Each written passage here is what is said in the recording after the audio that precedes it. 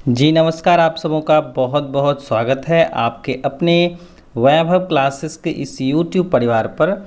आज के इस वीडियो में हम लोग देखने वाले हैं जो आपके पेपर 6 हैं, है ना, जो ओल्ड सेशन वाले बच्चे हैं और आज ही पेपर जो है पेपर 6 का होना है। तो इसमें जो है जितने भी सारे ईयर्स हैं, इसमें जो है जितने भी सारे वस्तुनिष्ठ प्रश्न पूछे गए हैं, तो उन सबों में से जो है बहुत बार रिपीटेशन करने वाले जो प्रश्न पत्र हैं, जिसमें से पूछा जाता है न्यूक्लियोटाइड क्या होता है। तो न्यूक्लियोटाइड जो होता है वह पेंटोज शुगर, नाइट्रोजनस बेस और फॉस्फेट समूह का कम्बिनेशंस होता है। और न्यूक्लियोटाइड्स जो होते हैं ये सब मिल करके क्या बनाते हैं, डीएनए बनाते हैं। तो डीएनए की इकाई भी जो है ये आपके न्यूक्लियोटाइड्स ही होते हैं। नेक्स्ट देखें न्यूक्लियोसाइड क्या होता है। तो न्यूक्लियोसाइड जो होता है वह पेंटोज शुगर और नाइट्रोजनस बेस का कम्बिनेशन होता है।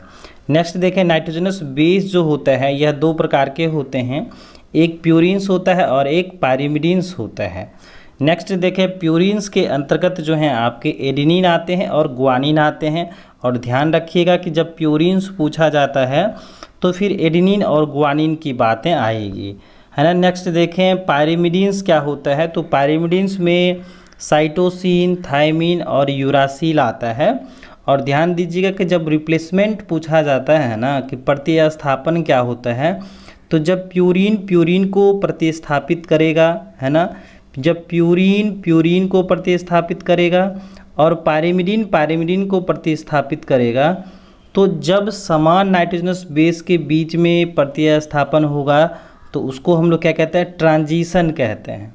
तो ध्यान रखिएगा कि जब प्यूरिन्स को प्रतिस्थापित करेगा और पायरिमिडीन को प्रतिस्थापित करेगा तो उसको हम लोग ट्रांजिशन कहते हैं। और जब क्या करेगा पायरिमिडीन्स प्यूरिन्स को और प्यूरिन्स पायरिमिडीन्स को प्रतिस्थापित करेगा तो उसको क्या कहते हैं हम लोग, ट्रांसवर्सन कहते हैं। चलिए नेक्स्ट देखें डीएनए में जो होता है वह एडेनिन थायमिन के साथ जुड़ता है डबल हाइड्रोजन बंधन द्वारा, और ग्वानिन जो जुड़ता है वह ट्रिपल हाइड्रोजन बंधन द्वारा साइटोसिन से जुड़ता है। नेक्स्ट देखें टर्मिनेटिंग कोडोन्स जो होता है वो 3 होते हैं, आपका UAA होता है, UGA होता है और UAG होता है। नेक्स्ट देखें डबल फंक्शन वाले अगर जेनेटिक कोड पूछे जाते हैं तो ध्यान रखिएगा AUG होता है, जिसको हम लोग मिथायोनिन कहते हैं। नेक्स्ट देखें डायहाइब्रिड क्रॉस का जो रेशियो होता है वह फिनोटाइपिक रेशियो जो होता है 9:3:3:1 होता है। और जो जीनोटिपिक रेशियो होता है 122:41:21। तो इसी तरह से याद रखिएगा 93:31 जो है डायहाइब्रिड क्रॉस का रेशियो होता है और फिनोटाइप होता है, और जीनोटाइप में 122:41:21 होता है। चलिए मोनोहाइब्रिड क्रॉस का देख लेते हैं कि 3:1 होता है, आपके फिनोटाइप रेशियो होते हैं, और जीनोटाइप रेशियो जो है 1:2:1 होता है। नेक्स्ट देखें डीएनए फिंगरप्रिंटिंग की जो खोज की गई थी वह एलेक्स जेफरी नाम के वैज्ञानिक के द्वारा की गई थी, 1985 ईस्वी में की गई थी। नेक्स्ट देखें कम्प्लीमेंट्री जीन का जो रेशियो होता है वह 9:7 होता है। और ये सभी प्रश्न पत्र आपके जो हैं लॉन्ग टाइप में भी पूछे जाते हैं, जो आपके यूट्यूब चैनल पर जो है यहाँ पर दिया गया है। नेक्स्ट देखें सप्लीमेंट्री जीन जो होता है आपके 9:3:4 होता है, और एपिस्टेटिक जीन जो हैं आपके 12:3:1 हैं। पॉलीमेरिक या एडिटिव जीन्स जो होते हैं वह आपके 9:6:1 होता है, और इनहिबिटरी सप्रेसर जीन जो होता है वह 13:3 होता है। नेक्स्ट देखें डुप्लीकेट जीन जो है 15:1 है। अगर इस तरह से सवाल पूछा जाता है मोनोसोमी क्या होता है तो 2n-1 होता है, डाइसोमी बोलेगा तो 2n होता है, और ट्राइसोमी में क्या होता है 2n+1 होता है। चलिए नेक्स्ट देखें कि लिंकेज की जो खोज की गई थी TH मॉर्गन के द्वारा की गई थी, और डीएनए की जो खोज की गई थी सबसे पहले स्विस केमिस्ट फ्रेडरिक माइसर ने जो है 1969 ईस्वी में वाइट ब्लड सेल्स में आइसोलेट किया था, जिसका नाम न्यूक्लिन रखा गया था। चलिए नेक्स्ट देखें कि डीएनए स्ट्रक्चर जो था वह एक्सरे इमेज करके देखा गया था, और उनका नाम था रोजालिन फ्रैंकलिन था।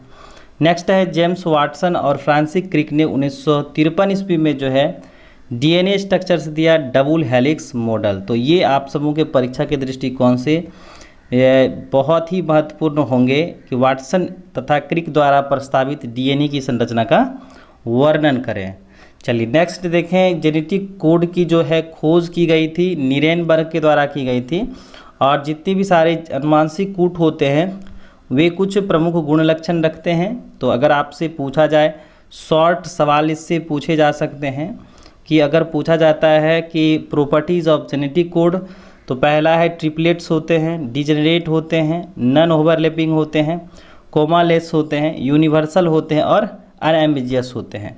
तो ये सब पॉइंट्स जो है ध्यान में रखिएगा, और ये सभी के सभी जितने सारे प्रश्न पत्र यहाँ पर दिए गए हैं खास करके ऑब्जेक्टिव के दृष्टिकोण से, और यहाँ पर जो है आपका जो रेशियो वाला आता है ये तो आपके प्रश्न पूछे जाने वाले हैं। और ये जितने भी सारे वस्तुनिष्ठ प्रश्न हैं परीक्षा के दृष्टिकोण से महत्वपूर्ण है, और पेपर जो है आज ही होना है, तो आप अपने साथी के साथ शेयर कर दीजिएगा ताकि अगर इससे पूछा जाता है ऑब्जेक्टिव प्रश्न पत्र तो उन सभी भाई बंधुओं के साथ भी पहुंच सके, और अगर पेपर पर आता है तो फिर हम उसको अच्छी तरह से सॉल्व कर पाएंगे। और जो बच्चे इस चैनल पर नए हैं चैनल को सब्सक्राइब कर लीजिएगा, अपने साथी के साथ ज़रूर शेयर करिएगा ताकि आने वाली वीडियो की नोटिफिकेशन सबसे पहले आपको मिल सके। तो चलिए आज के लिए बस इतना ही, हम लोग मिलते हैं नेक्स्ट वीडियो में पेपर 7।